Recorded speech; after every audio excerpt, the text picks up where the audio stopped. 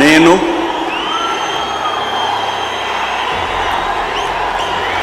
నారా చంద్రబాబు నాయుడు అనే నేను శాసనం ద్వారా నిర్మితమైన భారత రాజ్యాంగం పట్ల నిజమైన విశ్వాసం, విధేయత చూపుతానని, భారతదేశ సార్వభౌమాధికారాన్ని, సమగ్రతను కాపాడుతానని ఆంధ్రప్రదేశ్ రాష్ట్ర ముఖ్యమంత్రిగా నా కర్తవ్యాలను శ్రద్ధతో, అంతఃకరణ శుద్ధితో నిర్వహిస్తానని, భయం కానీ, పక్షపాతం కానీ, రాగద్వేషాలు కానీ లేకుండా రాజ్యాంగాన్ని,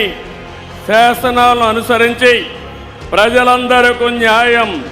చేకూరుస్తానని దైవ సాక్షిగా ప్రమాణం చేస్తున్నాను. నేను నారా చంద్రబాబు నాయుడు అనే నేను ఆంధ్రప్రదేశ్ రాష్ట్ర ముఖ్యమంత్రిగా నా పరిశీలనకు వచ్చిన లేదా నాకు తెలియవచ్చిన ఏ విషయాన్ని నా కర్తవ్యాలను సక్రమంగా నిర్వహించేందుకు అవసరమైన మేరకు తప్ప ప్రత్యక్షంగా కానీ పరోక్షంగా కానీ ఏ వ్యక్తికి లేదా వ్యక్తులకు తెలియపరచనని లేదా వెల్లడించని దైవ సాక్షిగా ప్రమాణం చేస్తున్నాను. 2024 అసెంబ్లీ ఎన్నికల్లో 175 స్థానాలకు గాను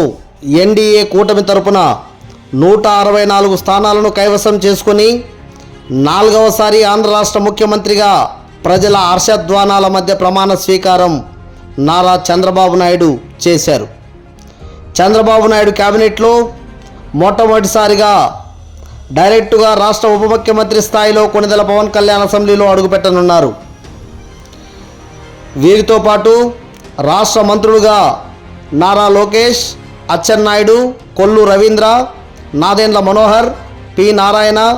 Vangalapudi Anitha, Satyakumar Yadav, doctor Nimmala Ramanaidu, NMD Farooq, Anam Ramanarayana Reddy, Payyavula Keshav, Anagani Satyaprasad, Kolusu Parthasarathy, doctor Dola Sri Balaveeranjaneya Swamy, Gottipati Ravikumar, Kandula Durgesh, Gummadi Sandhyarani, BC Janardhan Reddy, TG Bharath, Sanjeev Reddy గారి సవిత, వాసంశెట్టి సుభాష్,